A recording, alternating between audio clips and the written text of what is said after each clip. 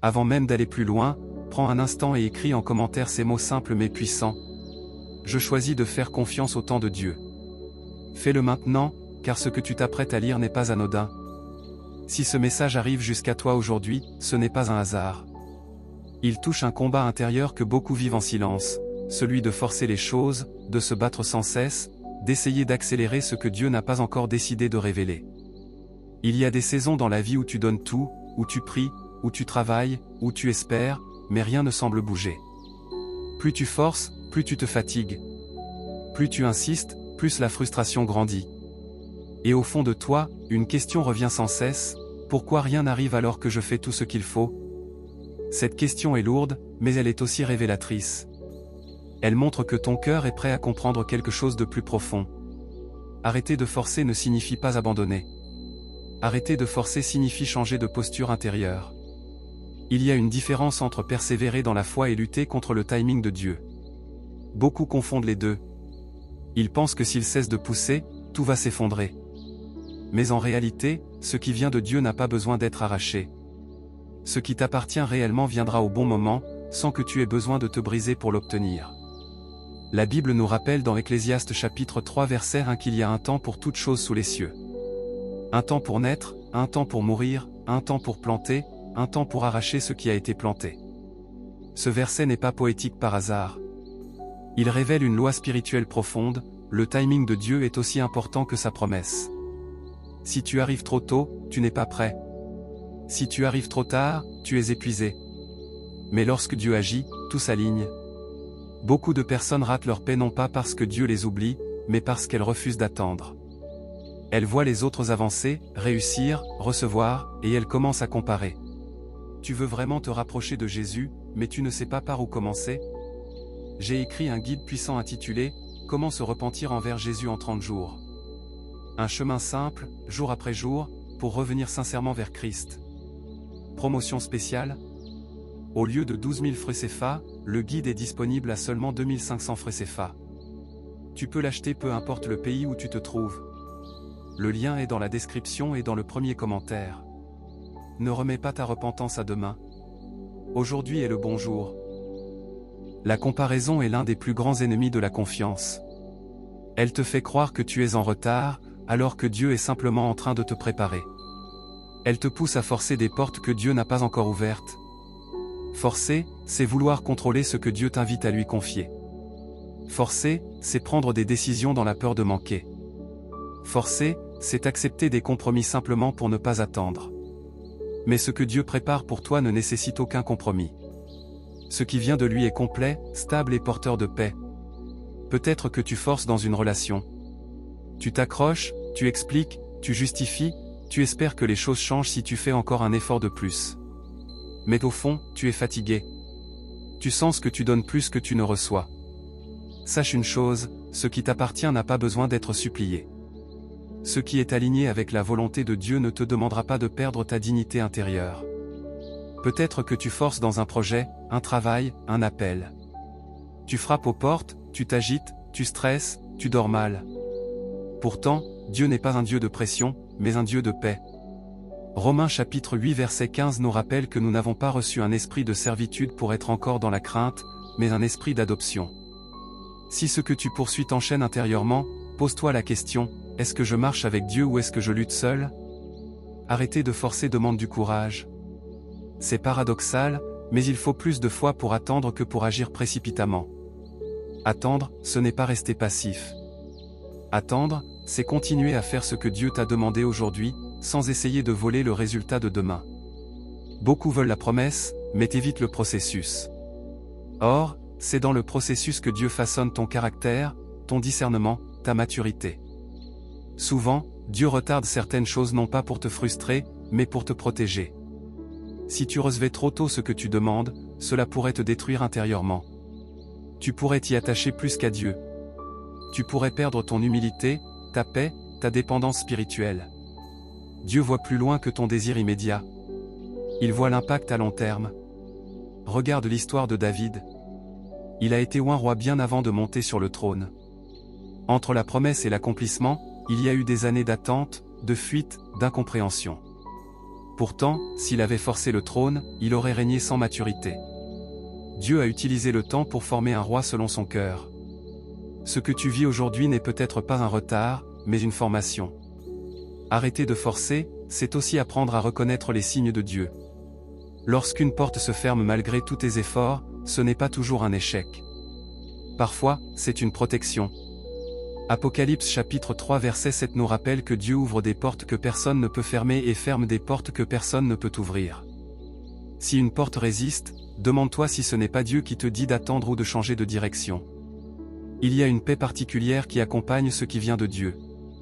Même lorsque le chemin est difficile, il y a une assurance intérieure. À l'inverse, ce que tu forces te laisse souvent épuisé, anxieux, irritable. Apprends à écouter ces signaux intérieurs. Le Saint-Esprit utilise la paix comme un indicateur puissant.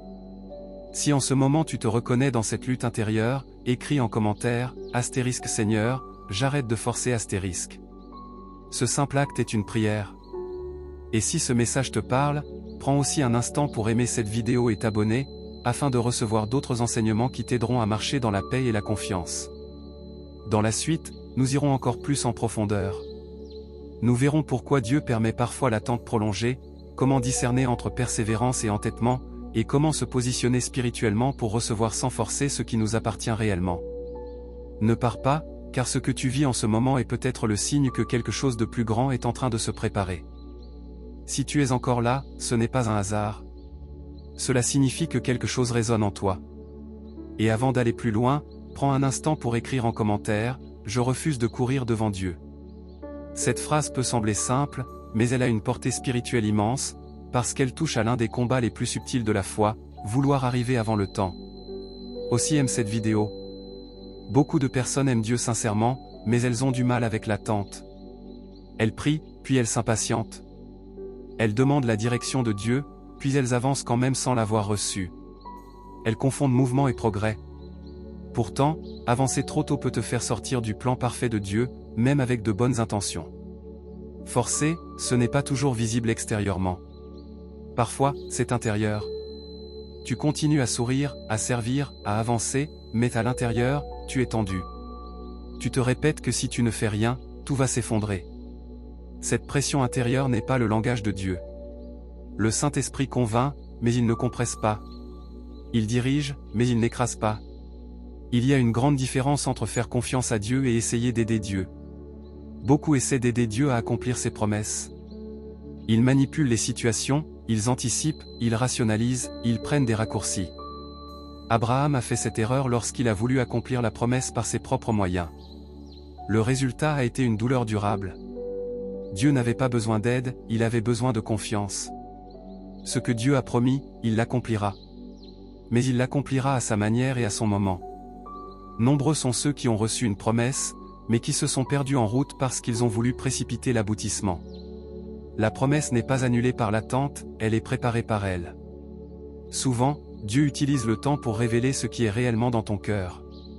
Lorsque rien ne bouge, ce qui est caché remonte à la surface. L'impatience, la peur, le besoin de contrôle, le manque de confiance. Ce n'est pas agréable, mais c'est nécessaire. Dieu préfère traiter ton cœur avant de t'ouvrir la porte. Car une porte ouverte sans transformation intérieure devient un piège. Tu dois comprendre ceci, si quelque chose est vraiment pour toi, tu n'auras pas besoin de te battre contre Dieu pour l'obtenir. Tu n'auras pas besoin de t'épuiser émotionnellement. Tu n'auras pas besoin de sacrifier ta paix. Ce qui t'appartient viendra avec une certaine évidence, même si le chemin est exigeant. Il y a aussi des saisons où Dieu te demande de ne rien faire, et c'est souvent la plus difficile des obéissances. Ne rien faire ne signifie pas être inutile. Cela signifie rester disponible, attentif, aligné. Cela signifie continuer à être fidèle dans les petites choses pendant que Dieu travaille dans l'invisible. Beaucoup veulent agir pour se rassurer, mais Dieu travaille souvent lorsque tu te reposes en lui. Psaume chapitre 37 verset 7 dit « Garde le silence devant l'Éternel et espère en lui ». Ce verset va à contre-courant de notre logique moderne. Nous avons appris à agir, à produire, à réagir. Mais le royaume de Dieu fonctionne différemment. Parfois, le plus grand acte de foi est de rester tranquille. Forcer, c'est aussi refuser de fermer certaines portes par peur du vide. Tu restes dans une situation parce que tu préfères quelque chose d'imparfait à l'incertitude. Mais Dieu ne remplit jamais un espace que tu refuses de libérer. Tant que tu t'accroches à ce qui n'est plus aligné, tu bloques ce qui veut arriver. Cela concerne les relations, les projets, les habitudes, les saisons. Tu ne peux pas entrer pleinement dans ce que Dieu prépare si tu refuses de lâcher ce qu'il te demande de déposer. Et souvent, le Saint-Esprit te le montre par une perte de paix persistante. Cette perte de paix n'est pas une punition, c'est un signal. Beaucoup de personnes prient pour la paix sans changer leur position. Mais la paix n'est pas seulement une émotion, c'est une direction. Colossiens chapitre 3 verset 15 nous dit que la paix de Christ doit régner dans nos cœurs. Régner signifie gouverner, décider, orienter. Si la paix est absente, il est peut-être temps de s'arrêter. Arrêter de forcer, c'est aussi accepter que certaines choses doivent mourir pour que d'autres naissent. C'est douloureux, mais nécessaire. Jean chapitre 12 verset 24 nous rappelle que si le grain de blé ne meurt, il reste seul, mais s'il meurt, il porte beaucoup de fruits. Dieu ne retire jamais quelque chose sans avoir quelque chose de plus juste à donner. Si tu es dans une saison où tu as l'impression que rien n'avance, pose-toi cette question honnêtement, est-ce que Dieu me demande d'avancer, ou est-ce qu'il me demande de faire confiance? La réponse n'est pas toujours confortable, mais elle est libératrice. Si tu ressens au fond de toi que ce message te confronte, écris en commentaire, * je fais confiance même quand je ne vois rien *. Et si tu veux continuer à recevoir ce type d'enseignement qui nourrissent ton âme et t'aide à marcher avec discernement, pense à aimer cette vidéo et à t'abonner.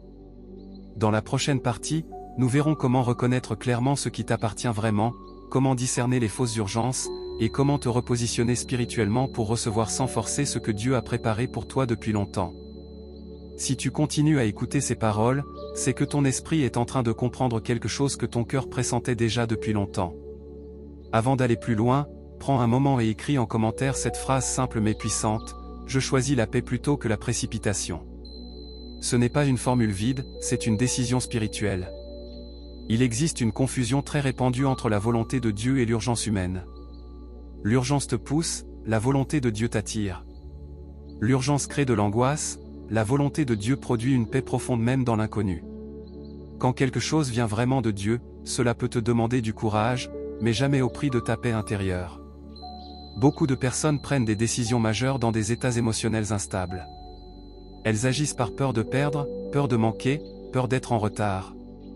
Pourtant, Dieu n'opère jamais sous la pression de la peur. 2 Timothée chapitre 1 verset 7 nous rappelle que Dieu ne nous a pas donné un esprit de peur, mais de force, d'amour et de sagesse. La sagesse ne crie pas, elle attend le bon moment pour parler. Ce qui t'appartient réellement ne te demandera pas de te trahir. Tu n'auras pas besoin de renier tes valeurs, d'étouffer ta conscience ou de fermer les yeux sur des signaux clairs. Si tu dois constamment justifier une situation pour te convaincre qu'elle est bonne, c'est peut-être parce qu'elle ne l'est pas. Ce qui vient de Dieu s'aligne, ce qui ne vient pas de lui te divise intérieurement. Il faut aussi apprendre à discerner les fausses opportunités. Toutes les portes ouvertes ne viennent pas de Dieu. Certaines portes sont ouvertes pour tester ton discernement, pas pour être franchies. L'ennemi ne se présente pas toujours sous une forme négative. Parfois, il se présente comme une solution rapide, une alternative séduisante, une réponse immédiate à une prière impatiente. Jésus lui-même a été tenté par des raccourcis. On lui a proposé un royaume sans la croix, une gloire sans l'obéissance. Mais il a refusé, parce qu'il savait que le chemin de Dieu, même plus long, mène toujours à une destination plus élevée. Si Jésus n'a pas pris de raccourcis, pourquoi penserions-nous que nous devons en prendre? Arrêter de forcer, c'est aussi accepter que Dieu travaille parfois en silence. Le silence de Dieu n'est pas son absence. C'est souvent dans le silence que Dieu façonne ta maturité. Lorsque tu n'entends rien, il t'apprend à faire confiance sans confirmation constante. C'est une étape douloureuse, mais essentielle pour grandir spirituellement. Certaines personnes veulent entendre Dieu chaque jour, mais elles n'obéissent pas à ce qu'il a déjà dit. Pourquoi Dieu ajouterait-il de nouvelles instructions si les précédentes sont ignorées? Parfois, la prochaine direction est cachée derrière une obéissance simple que tu repousses. Arrêter de forcer, c'est aussi revenir aux bases de la fidélité. Il y a des saisons où Dieu te dépouille volontairement de tes appuis humains. Non pas pour te faire souffrir, mais pour t'apprendre que ta sécurité ne vient pas de ce que tu contrôles, mais de celui qui te soutient. Quand Dieu enlève ce sur quoi tu t'appuyais, il révèle ce sur quoi tu dois vraiment t'appuyer. Cela peut ressembler à une perte, mais en réalité, c'est une protection. Dieu voit ce que toi tu ne vois pas encore. Il sait ce que tu n'es pas encore prêt à gérer. S'il te faisait entrer trop tôt dans certaines choses, elles pourraient te détruire au lieu de te bénir. L'attente est parfois une preuve d'amour. Psaume chapitre 46 verset 11 dit, « Arrêtez, et sachez que je suis Dieu ». Ce verset n'est pas une invitation à l'inaction, mais à la reconnaissance. Reconnaître que Dieu est Dieu, c'est accepter que son timing est meilleur que le tien. C'est reconnaître que tu n'as pas besoin de tout comprendre pour obéir. Si tu ressens une résistance intérieure en écoutant cela, ce n'est pas un rejet, c'est une conviction. Le Saint-Esprit touche une zone où tu as l'habitude de contrôler. Lâcher prise ne signifie pas abandonner tes rêves, cela signifie les remettre entre de meilleures mains. Écris en commentaire, astérisque je lâche ce que je ne peux pas contrôler astérisque. Et si ce message te parle profondément, prends un instant pour aimer cette vidéo et t'abonner afin de rester connecté à ces enseignements qui nourrissent ton âme. Dans la prochaine et dernière partie, nous verrons comment entrer concrètement dans le repos de Dieu sans devenir passif, comment reconnaître le bon moment quand il arrive, et comment recevoir pleinement ce qui t'appartient sans lutter, sans forcer, et sans perdre ta paix. Si tu es encore là en train d'écouter, c'est que ton cœur est déjà en train de se repositionner. Dès maintenant, écris en commentaire cette phrase simple mais puissante, « Je fais confiance au timing de Dieu ». Même si ton esprit lutte encore, laisse ta bouche déclarer ce que ton âme doit apprendre. Beaucoup de personnes pensent que se reposer en Dieu signifie ne plus rien faire, attendre passivement que tout tombe du ciel. Mais le repos biblique n'est pas l'inaction, c'est l'alignement. C'est continuer à marcher, mais sans résistance intérieure. C'est avancer sans se battre contre le processus. C'est faire ce qui dépend de toi tout en laissant à Dieu ce qui ne dépend pas de toi. Le problème, c'est que nous confondons souvent contrôle et responsabilité. Dieu ne t'a jamais demandé de tout contrôler, mais il t'a demandé d'être fidèle dans ce qu'il te confie aujourd'hui. Quand tu forces, tu prends sur toi un poids qui n'était pas destiné à être porté par tes épaules. Et ce poids finit par t'épuiser émotionnellement, spirituellement et même physiquement. Il y a une paix très particulière qui accompagne les choses préparées par Dieu. Cette paix ne dépend pas des circonstances extérieures. Elle peut exister même quand tout n'est pas encore clair. Si tu dois constamment lutter contre l'anxiété, la peur ou la confusion pour maintenir une situation, il est possible que tu sois en train de forcer quelque chose qui n'est pas encore mûr. Ecclésiaste chapitre 3 verset 1 nous rappelle qu'il y a un temps pour toute chose sous le ciel. Ce verset n'est pas poétique, il est stratégique. Il signifie que même une bonne chose peut devenir une mauvaise chose si elle arrive au mauvais moment. Dieu ne refuse pas certaines choses par méchanceté, mais par sagesse. Il y a des portes que Dieu ferme non parce qu'elles sont mauvaises, mais parce que tu n'es pas encore prêt à y entrer sans te perdre. Il y a des bénédictions qui demandent une maturité intérieure pour être gérées correctement.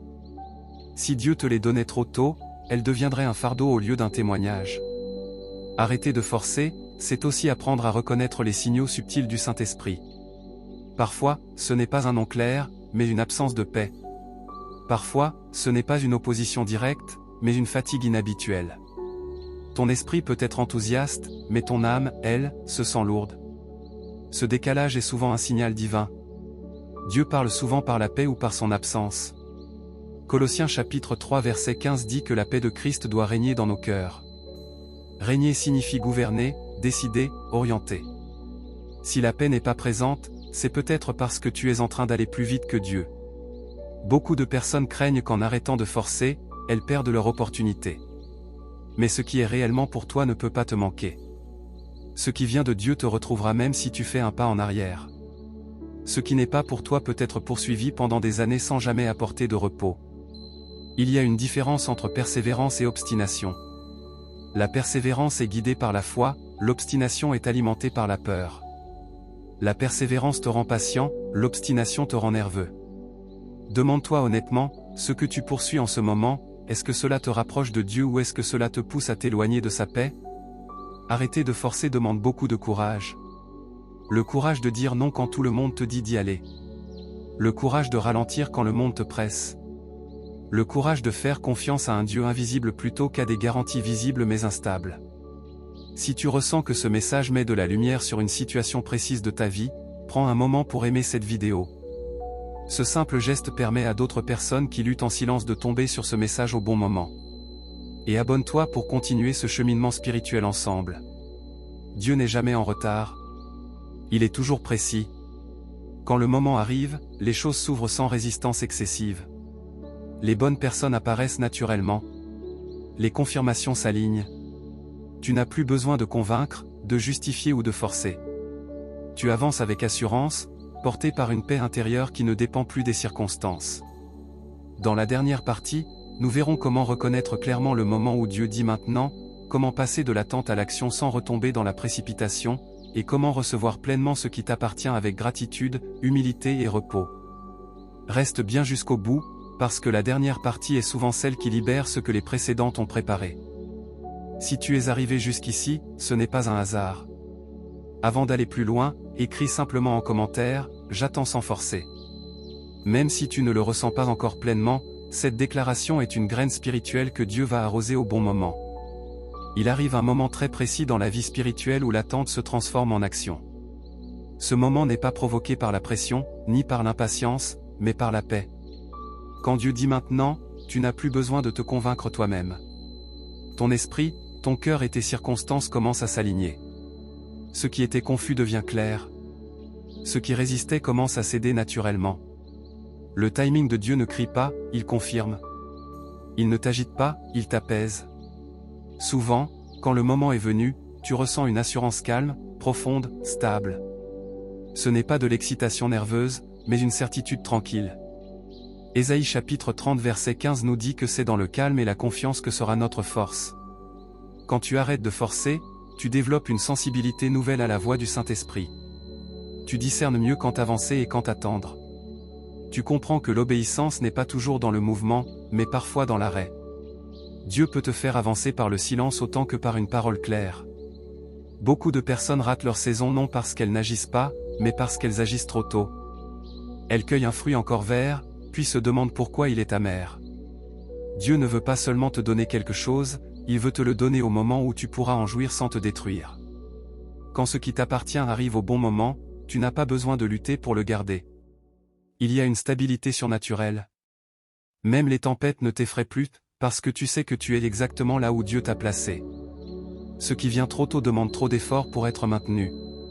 Ce qui vient de Dieu est soutenu par sa grâce. Arrêter de forcer, c'est aussi accepter que Dieu travaille parfois dans l'invisible. Tu ne vois pas toujours ce qu'il prépare, mais il prépare toujours quelque chose. Pendant que tu as l'impression que rien ne bouge, Dieu aligne des détails, transforme des cœurs, ferme des portes dangereuses et ouvre des chemins sûrs. Psaume 37 verset 7 nous dit « Garde le silence devant l'Éternel et espère en lui ». Espérer ne signifie pas être passif, mais rester confiant même quand tu ne comprends pas encore. La foi la plus profonde n'est pas celle qui exige des réponses immédiates, mais celle qui repose même dans l'inconnu. Si tu traverses une saison où tu dois lâcher prise, ne la méprise pas. Cette saison t'apprend quelque chose que l'abondance seule ne peut pas t'enseigner. Elle t'apprend la dépendance, l'humilité, la patience, la maturité spirituelle. Elle enlève les attachements malsains pour te préparer à recevoir sainement. Et quand le moment viendra, tu sauras.